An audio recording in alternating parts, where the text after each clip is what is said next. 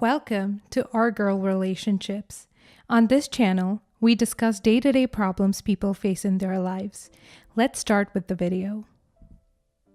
Growing up as a child, my family struggled with constantly moving around the country because of the nature of my dad's work. My brother and I were constantly hassled by finding new friends, moving to new schools, getting attached to people, and then being driven away from them. That was until our early teen years, as my brother and I were born a year apart. When we were 13 and 12, my little family and I settled in a city that we would call our home forever. When we did, we quickly realized that our neighbors had a son who was roughly around my brother's age, who ended up being in the same classroom as him. Needless to say, their friendship developed really quickly, and they ended up being really tight-knit in the first few weeks. They spent every day for the following few years together, and to put it in simple words, this new neighbor's son, aka my brother's best friend, was now the brother that he never had nor asked for. I can really say that I was ever jealous of him, as my relationship with my brother was healthy and untouchable no matter what. I was quite tomboyish myself, so I found a good spot for myself within their relationship, and everything fell right into place. Now, high school in my country works in a 3-year system: the first, secondary, and final year. During my brother's secondary year, he ended up getting kidney cancer and ended up painfully passing away a few months after. That left my family torn and devastated by the events that led to his painful death and our inevitable demise and destruction. And luckily for my parents, my brother's best friend, aka our neighbor, took on the role of an entire support system. He was always there to make sure all the help and emotional support my parents could ever need was provided. He would be there the minute they called him, and he offered to help with pretty much anything around the house or outside of it. Not with the intent of replacing my brother, but to help ease the struggle of coping with his absence, which was extremely sweet of him and probably the most considerate thing anyone has done for our little family.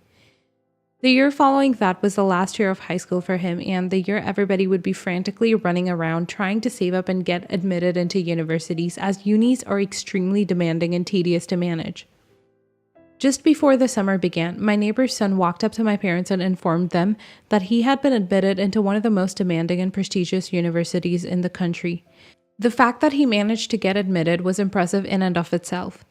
My parents found the grace in their hearts to feel extremely joyous for their neighbor's son, and expressed all of the emotions that had overrushed them when they realized how things have changed. The reality in which the neighbor's son was applying to universities and getting admitted, and their son, who had always imagined to go through the process with him, was now dead. With that rush of emotions and joyous expressions, my parents decided it would be a righteous decision to offer him full funding when he expressed to tell them that he would barely be able to pay for the first semester. They had saved enough money for my brother and I's tuition since we were born, so when he told them the amount of money they had to pay, they were slightly phased, but it was definitely within their range of payment. Everything was fine and dandy, and the boy went to university the following few months and ended up starting a career for himself as a pilot in one of the finest, highest quality schools. I had absolutely no problem with it, as I cherished that person just as much as my parents did. That was, of course, until the following year when my graduation finally came and I got admitted into some of the finest medical schools in the country. One problem is, medical schools are the highest in pay ranks. They're near impossible to get into and even more impossible to pay. When I informed my parents that I had been admitted to the universities that I got admitted to, I was expecting them to ask me what my options were and how I was going to go about sorting them and deciding which one I would go for, as that's always been my dream and they were aware of it. Instead, their faces expressed emotions far less joyous than expected. They told me that they were extremely sorry for their inability to pay for my tuition. Apparently, they had exasperated all of their financial capacities for college funds the previous year when they offered to pay for the prestigious university for the neighbor's son. Basically, my parents had given away my college funds to their neighbor's son because they were emotionally enticed in the moment and saw the light of their son flash in their eyes. Those were their literal words. Those literal words would mean I would have to spend the next few years of my life not studying, as I had always imagined and hoped, but working days in and nights out to provide the bare minimum for myself and pay for my college tuition, and not go for fancy prestigious medical school college instead. I did just that. The following few years were hell for me. I was very saddened by the events that had taken place, and I felt very undermined and robbed of my privileges. Nevertheless, I pushed through the next couple of years, and with the help of my parents, I started my journey towards becoming the doctor I've always wanted to be, and the doctor I've proudly been for the past couple of years. Now, I got my degree at the state university and started working a firm, and quite honestly, my life has been very stable and consistent, and I've been extremely happy and content with the events that led to the life I have now. I'm not sure what the neighbor's son's at in life, but whatever he may be, I'm extremely happy and content with the events that led to the life I have now. Update. I was contacted by my neighbor's son via a letter in which he informed me that he had plenty of emotions and things he would like to express to me, and he would like to meet and discuss them as soon as possible. I messaged him back letting him know what time and place suited me the most. We ended up meeting at a coffee shop a couple of days later, and we sat down to have a little brunch in which he informed me that he had always left with a feeling of guilt as his career didn't belong to him, and as though he had robbed me of an opportunity that he could have never provided for himself. He said that he was informed by his parents the following year that I had dropped out of the university and devoted most of my time to making money, which led him to assume that it was because of financial shortage, and he hasn't been able to shake off the mask of theft ever since. Realizing what he had caused in a sense, he offered to pay me back all the money that my parents had paid him all those years ago when he went to the university. And he said that he will always feel that his career didn't belong to him because he was presented on a silver platter. It doesn't feel as though he earned it, and instead it was just granted to him out of a pity or a reward for the bare minimum. After it was robbed from the hands of someone else, and that someone else being me, I had to sit there and listen to him with an aching heart and an uneasy consciousness as he insulted himself for something that wasn't his fault, but rather a thing that caused good in his life, which he didn't feel belonged to him. I let him know just how special he was to our family and how much he meant to the both of my parents. And what they did to him was not because they wanted to grant him his career on a silver platter, but rather to fulfill a dream that they would have loved to offer their son who passed away and left his sense of presence within him. Honestly, I felt very sorry for having envied him all of those years and thought badly of him at times. And seeing him so battered and begging to pay me back all that money just left an indent in me that will never be erased.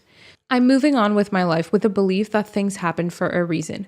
From the moment we moved into our home and met this boy, to the one where I was sitting with him at brunch, as one of the most successful people I know thanks to my parents' money that was just meant for me and my brother, things just happen in the strangest of ways, and sometimes we just have to believe in the process and in the fact that things will always end up the way they're supposed to be. At least, that's the thought process that helps me sleep better at night. Next story. A month ago, my boyfriend's 30 male mother fell in the house in the middle of the night and broke her hip. Living in our house is me, 27 female, brother, his dad, mom and dad are divorced, and her. I don't know how old his parents are. I think they're both in their 60s.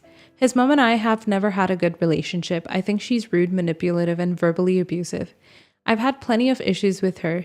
She had given away gifts that my boyfriend had gotten me and then verbally abused boyfriend and I over them. She locked my dog in her room away from me and left him scratching and crying at one side of the door while I was doing the same on the other side. Not long after she went into the hospital, I suffered a miscarriage, my second one this year. I didn't know she knew I was pregnant, but she asked boyfriend about the baby and he told her it died and we were sad. What followed was one of the nastiest text message threads I've ever read. She tore into my boyfriend over being awful and disgusting and saying how the baby suffered before they finally died, and I'm not fit to be a mother and he should make sure I'm on birth control so I stop killing her grandbabies. Basically, she's a real joy. She's been in the hospital for a month. They did surgery and placed pins and said they will not release her until she's able to take care for herself, get herself to the bathroom, etc. They want her to spend a few days in a rehab center before coming home. She is livid. Every day there's a new message from her to boyfriend and dad saying how abusive everyone is for making her stay there and somebody needs to go get her now. I do feel sorry for her as it is the holidays and she did have to spend Thanksgiving there, but we're trying everything to get her out in time for Christmas. Boyfriend has MS, which on bad days means he can barely get himself out of bed. He needs help to do everything. Some days he can barely stand up, so he obviously can't care for her. Dad works all day and, with only him and me working, can't afford to take time off. I guess she told the social worker that I would be available to help her so she could come home now. I said no, under no circumstance will I care for her. She's been nothing but horrible to me for 3 years, and I have enough on my plate with my boyfriend, our dogs, and now her dog. I have no doubt she'll be home for Christmas, so I'm not worried about that, but I do feel guilty that me saying no means she could be in there for another week or so. His dad is on my side and told the social worker that there is no way anybody in the home can care for her to the level she needs. Boyfriend is a little mad at me, so I'm feeling really guilty. Am I the a-hole? Not the a-hole. You were honest. There is nobody at home capable of caring for her at the level she needs. You and the dad have to work to support the family and thus cannot be home with her, and your boyfriend is not physically capable. This is completely out of your hands. The last thing you want is for this crazy lady to claim you were negligent in caring for her. No way should you make yourself responsible for her because there are a lot of terrible ways she can use it against you. Protect yourself. Not the a-hole. You cannot look after two people, you'll end up having caregiver fatigue. Besides, based on her personality, she would just be as hateful to you while providing for her care as she is now. Also, how are you supposed to work while also caring for two people? Physically not possible. She needs to suck it up and do rehab so she can return home. Next story. I, 32 male, and my wife, 27 female, are doing decently financially. I've been somewhat successful in my career. My wife works seasonally. She makes as much money as I do in a year in one summer every summer and does not work from October to March. She comes from a very poor family, whereas my background is still very modest. She has two sisters. One is 24 female and the other is 18 female. In August, 24 female wrecked her car and asked us for $1,000 to fix it. I was hesitant because my wife had loaned her money in the past that was never repaid. Her mother decides she will assume the responsibility for paying back half of the money and the sister the other half, so I agreed. We want to help within our means, and to the household, $1,000 is a lot of money. We were repaid $500 by her mother, but the 24 female sister has still yet to repay us anything. My wife got a call from her 18 female sister asking to borrow $600. My wife approached me with this as we do our best to make all decisions together. It became apparent that her mother had suggested to her sister to ask us to borrow money. This was very upsetting to me. I feel like her family views us as having a huge expendable income. We're living comfortably and have some money saved up, but definitely not in a position to be loaning out money regularly. My father always told me not to loan out money that I wasn't okay with not getting back. My wife agrees with me. We're on the same page as far as finances and what we're able to do. Here's where it gets a little more interesting. My wife's 18 female sister knew this large expense was coming and did nothing to save for it. My wife told her that it was irresponsible behavior and that she needed to stop relying on others to cover for her. Now my mother-in-law is saying that we just don't want to help her sister and that we dislike her. We brought up the fact that we have yet to be repaid from the last time we loaned money to 24 female. We weren't asking to be repaid at that moment. We understand it's the holiday season. We were just using that as evidence that we aren't comfortable loaning out money right now. Yet, we're being labeled as a-holes for helping one sister and not the other, and then bringing up the money right before Christmas. Are we a-holes? Let me see if I have this right. Mother-in-law has at least twice encouraged her daughters to borrow substantial sums from the third daughter.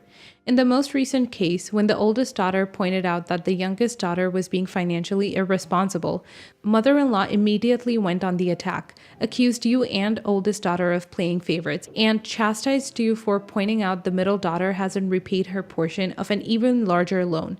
Is that an accurate summary? If it is, then you might want to frame it that way for mother-in-law and tell her that the situation has made you reconsider the wisdom of loaning money to family and that you won't be doing it now or in the future. I strongly recommend against telling her that it is causing tension in your marriage. She's sure going to jump on that as evidence that you are the problem. That is, if you were a better person, then you would allow your wife to influence you to be generous with her family, not the a-hole. Not the a-hole. First and foremost, it is your money and therefore your own choice what you do with that money. You've been kind enough to help out with the car situation, but you should not give any more out. If you haven't received any money back from her, then I would safely assume that she would not give this new loan back on top of what is already owed. Not only will she not pay you back, but if you lend her money again, she will really think that she has got you both now and that she can keep doing it. The fact that her mother even said to ask you for it is quite appealing to me. It's as though she thinks you both are a money bank for people just because you have a decent amount of money. I would say to tell her a firm no and make it clear you want your money back from the loan for the car and tell her that no more money will be getting loaned out. Next story. Hi, I'm 16 male and ever since I got my job, my parents have been making me give them half my paycheck for rent. I have 5 younger siblings and my parents said I had to start pulling my weight. It really sucks because they also want me to pay for stuff like new clothes and shoes. It was also impossible to save. I really want my own car and some for college. When I got a raise at my job, I decided not to tell them. My pay went from $8 an hour to $13 an hour. I was so stoked, but I knew my parents would start making me pay more, so I hid it. Because I chose to get paid by check, I just take it to the bank and cash it so my parents won't be able to see the direct deposit. I can only work 20 hours a week because of school, so before I could only save a little under $300 a month, but now I can save $600 a month. This has been going on for about 4 or 5 months. The other day, my mom found my savings and my parents confronted me. They could tell it was too much and made me show her my pay stub from the week before. To punish me for lying, they took $3,000 of the $4,000 I had saved. Now I'm back at square one and won't be able to save as much. Definitely not the a-hole. You worked for that money, it's yours. It would make sense if they asked you for a reasonable percentage for rent, but 50% is too much and now they're taking 75% of the extra that they didn't know about. That's way out of line. Maybe I'm overreacting, but this sounds like financial abuse. Hopefully someone here will know more than I do about the legalities, but of course it will depend upon where you live. Not the a-hole. Very toxic parenting. They basically just robbed you. Does your job have a way to pay you through a payroll card? It's a debit card they put your paycheck on. Ask if you're not sure. You could keep the money there until you're 18 and can get a bank account under your own name, or even get a lockbox and put the cash savings in there. Don't give them the key or code no matter what.